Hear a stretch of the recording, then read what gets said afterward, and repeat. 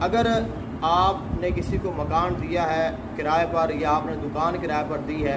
اور وہ اس پر قابض ہو کر بیٹھ گیا ہے اور وہ آپ کو پریشان کر رہا ہے، آپ یہ چاہتے ہیں کہ میں اس سے اپنا مکان یا اپنی جگہ یا اپنی دکان وغیرہ خالی کرا لوں، لیکن وہ بات ماننے کو تیار نہیں ہے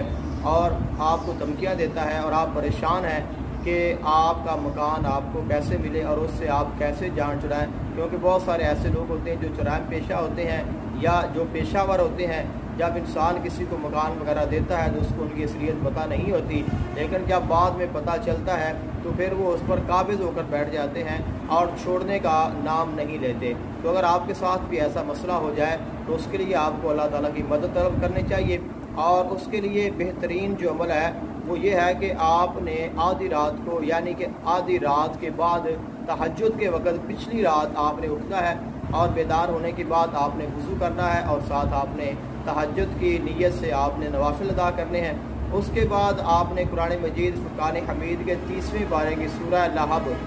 بسم اللہ الرحمن الرحیم، تبت یدا ابی لہب وتب ما اغنی عنہ مالہ وما کسب